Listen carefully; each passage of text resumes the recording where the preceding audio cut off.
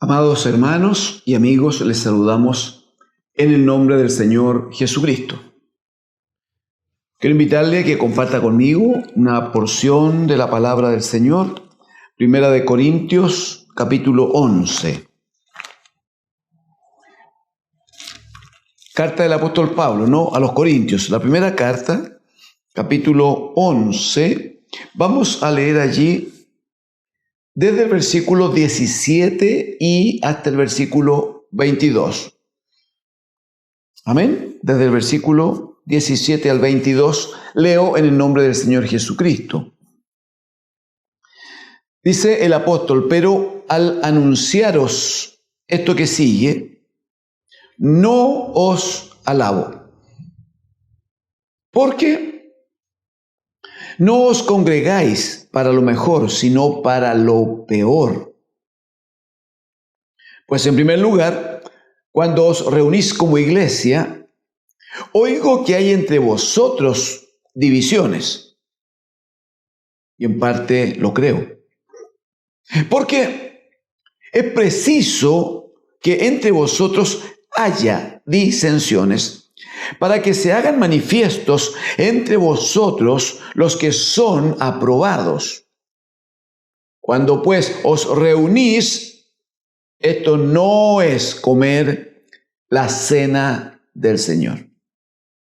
Porque al comer, cada uno se adelanta a tomar su propia cena.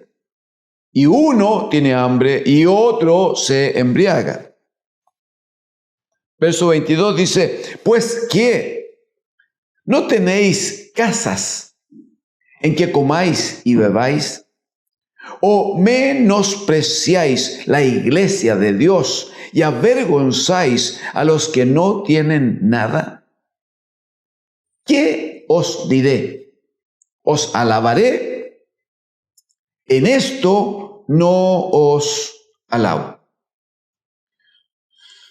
Amén, amén. Es muy interesante, amados hermanos y amigos, escuchar al apóstol, ¿no?, en esta porción de la palabra del Señor, cuando él insistentemente, a lo menos 2 veces, dice: no os alabo. Respecto de esto, yo no os alabo.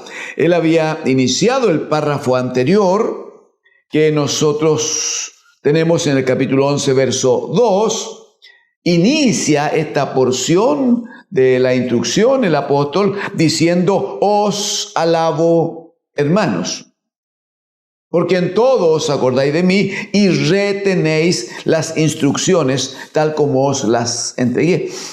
Pero parte diciendo: os alabo. Lo que voy a conversar ahora está en el orden del Señor. Quiero decirles que ustedes se han comportado bien siendo obedientes.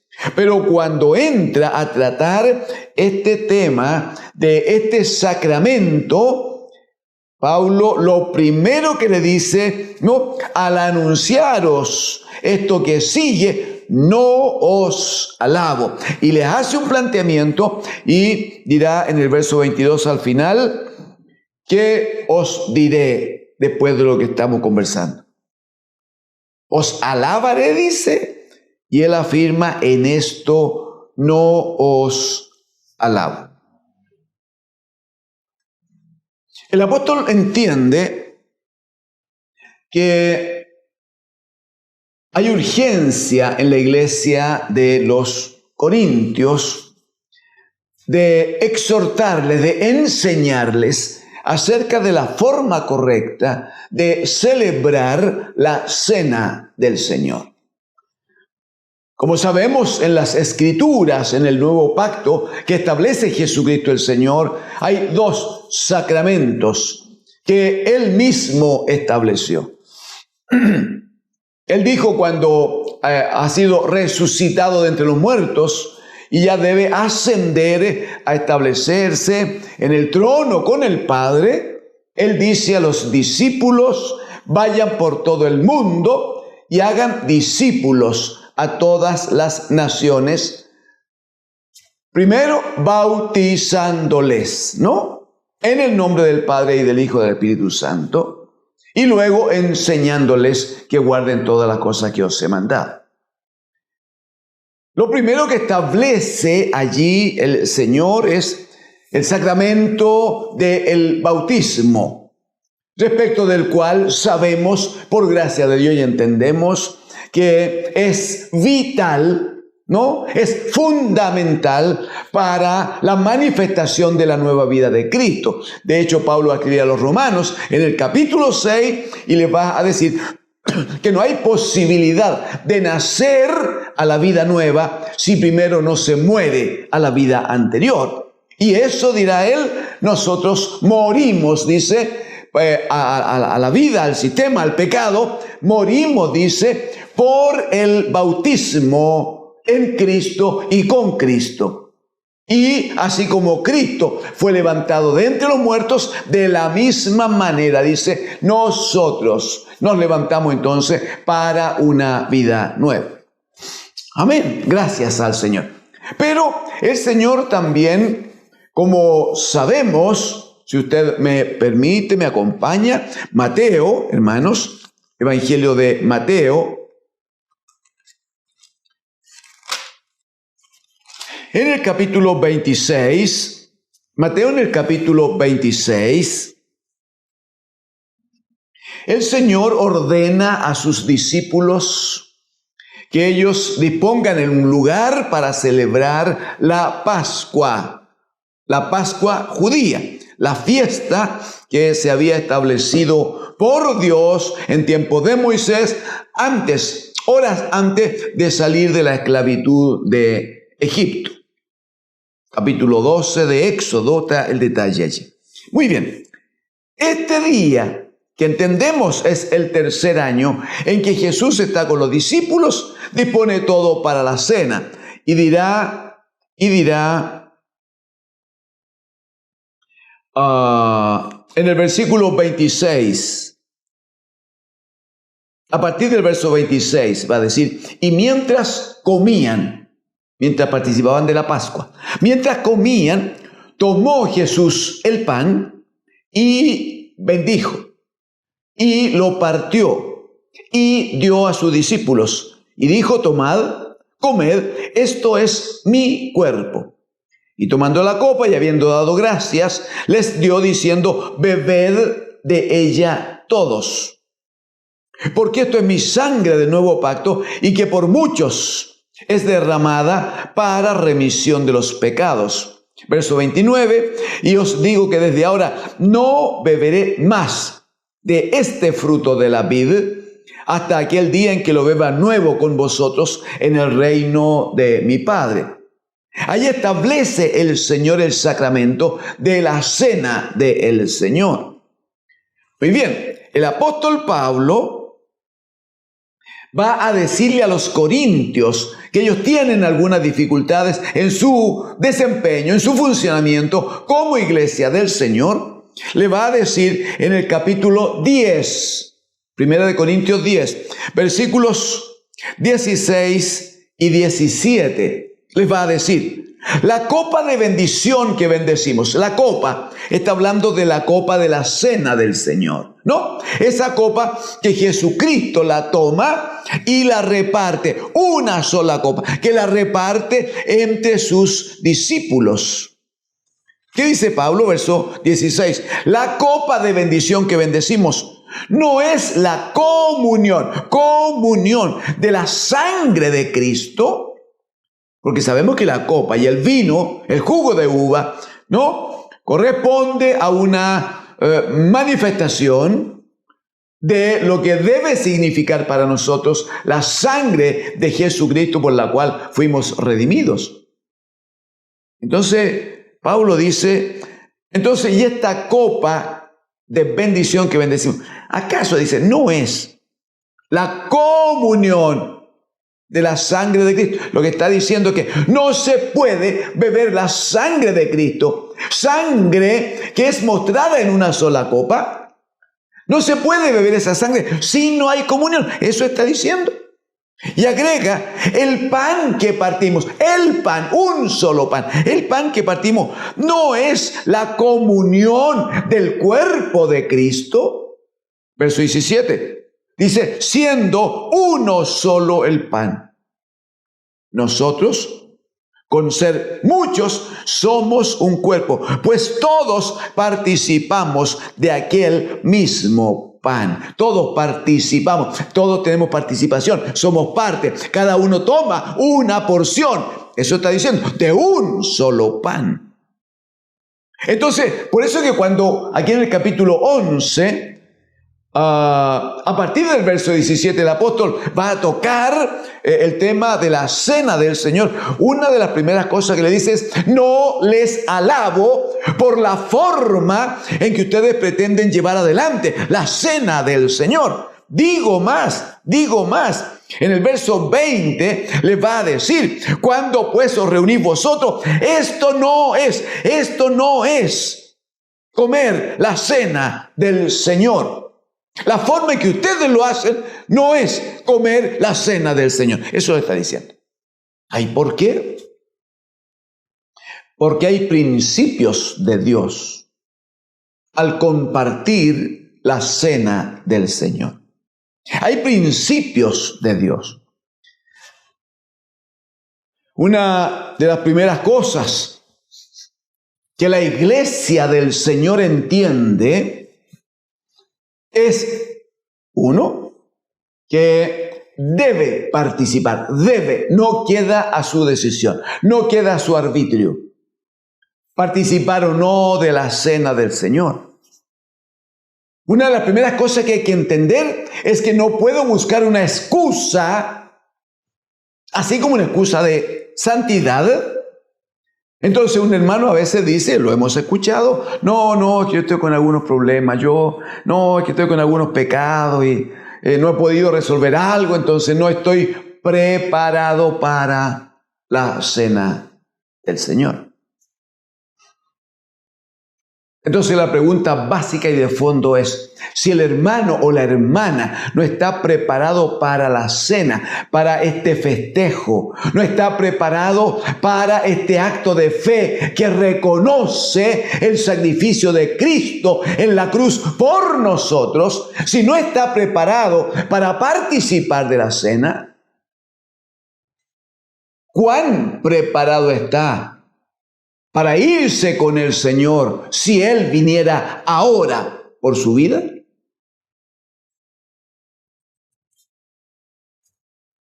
¿Y dónde podría haber alguna dificultad? Pablo le dice a los hermanos de Corinto, ustedes se reúnen, ustedes cumplen con ciertos procedimientos, pero lo hacen mal.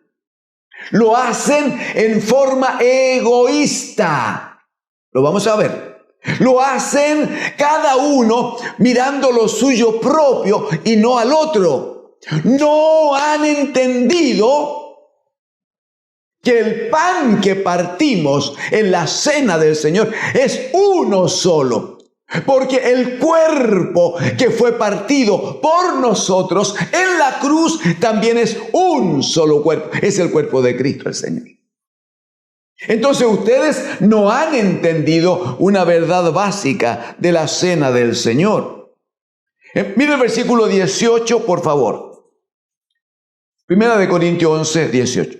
En primer lugar, dice Pablo, cuando os reunís como iglesia, oigo que hay entre vosotros divisiones.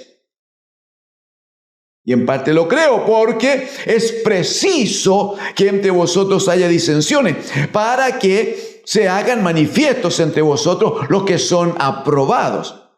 Está diciendo que no es una cosa tan extraordinaria que en la iglesia del Señor haya pequeñas dificultades.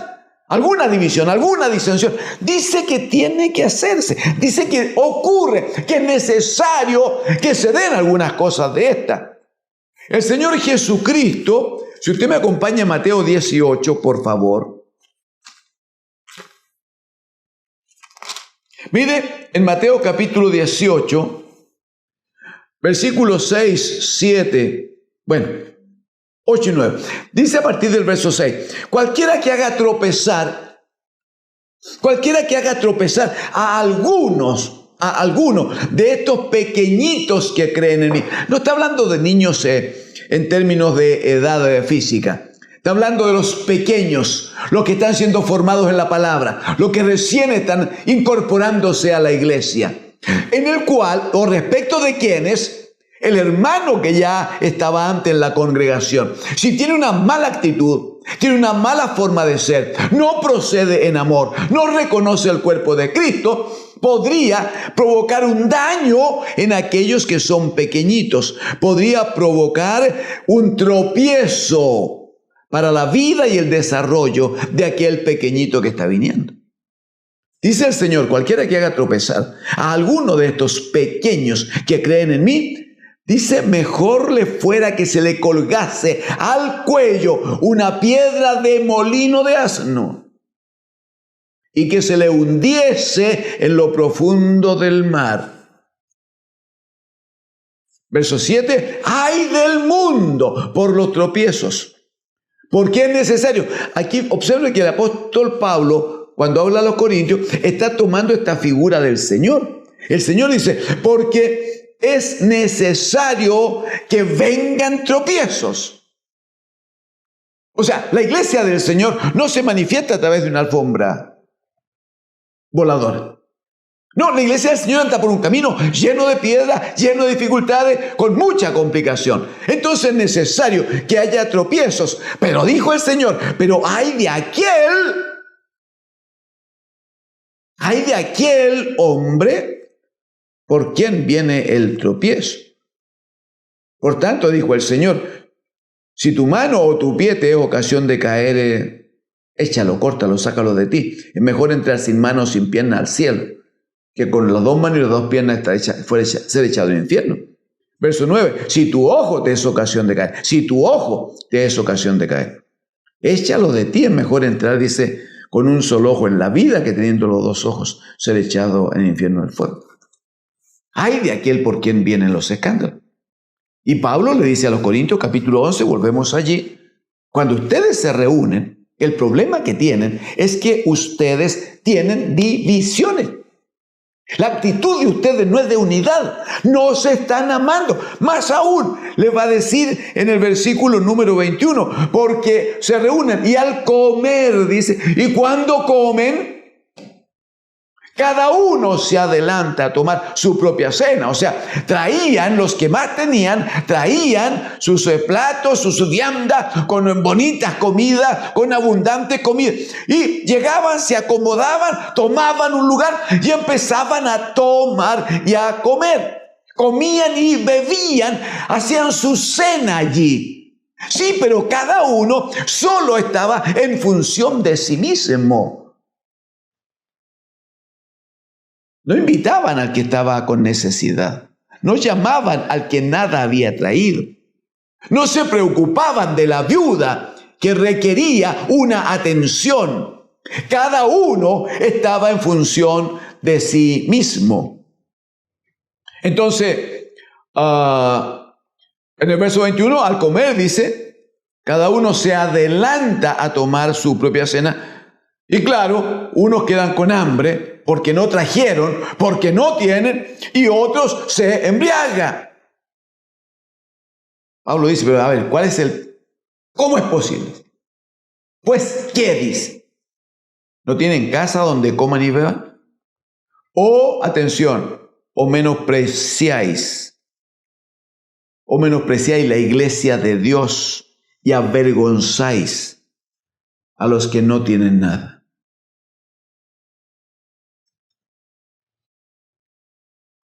La iglesia del Señor, amigos y hermanos, necesita celebrar constantemente la cena del Señor. Porque como lo dijo el Señor allá en Mateo 26, cada vez que hagan esto, háganlo en memoria de mí. Háganlo en memoria del sacrificio. Háganlo en memoria del proceso de redención. Cada vez que hagan esto, deben hacerlo recordando que yo entregué mi cuerpo y entregué mi sangre para que fuera el alto precio que yo he pagado, que yo estoy pagando, para que ustedes, todos los pecadores, sean libres de aquel pecado y puedan tener un llamado para volver a la casa del Padre. Pero no pueden hacerlo cada uno pensando en sí mismo, porque la figura está planteada. Es un solo pan el que se parte, porque ese pan es un solo cuerpo que fue entregado. Es el cuerpo de Cristo el Señor. Y no hay dos Cristos, no hay dos señores, no ha habido dos sacrificios. Es uno solo el Cristo, es uno solo el Señor, uno el gran sacrificio para nuestra redención y salvación. Es uno solo el cuerpo partido por nuestros pecados. Es uno solo el pan que se parte en la cena como recuerdo de que Cristo es el Señor. Entonces necesito unidad. Es uno solo el vaso que se comparte. Es uno solo el vino que se comparte entre la hermandad, entre los hijos de Dios. Todo esto tiene un solo mensaje de parte de Dios: la unidad del cuerpo de Cristo. No perdemos de vista que la iglesia es el cuerpo de Cristo, donde Él es la cabeza, según el Padre lo dispuso. Pero ese cuerpo no puede y nunca deberá estar dividido. Si el cuerpo se divide, se muere. Necesitamos la mayor unidad. Necesitamos la mayor relación cercana. Necesitamos que el amor sea el vínculo de nuestra paz, de tal manera que vayamos juntos adelante. El apóstol va a decir cuando escribe a los Efesios que la tarea de enseñanza que se hace con la iglesia, dice, es hasta que todos lleguemos a la estatura del varón perfecto. Pero ese es un todos lleguemos. Es el cuerpo el que debe llegar. Si un miembro sabe más, puede más. Si un miembro tiene más dinero, tiene más recursos, un miembro tiene más inteligencia, nada de eso le da derecho a ninguno para sentir que va adelante, que va corriendo, va trotando. No, porque es hasta que como un solo cuerpo, o si me permite usar la figura de la cena, hasta que como un solo pan, o una sola copa de vino, hasta que como uno solo, todos lleguemos delante del Señor. Amigos, hermanos, les exhorto en el amor del Señor. Si tienes alguna dificultad, tienes alguna diferencia, si a alguien estás mirando como que vale un poco menos, o si tú mismo has pensado de ti alguna vez que no eres tan importante, te ruego que consideres que Cristo murió por ti y derramó su sangre por ti de la misma manera y en la misma proporción que murió por el otro, que murió por mí, por misericordia de Dios. Considéralo, comprométete con el Señor y ámalo, porque Él te amó primero. Que Dios, el Señor, te bendiga. Amén.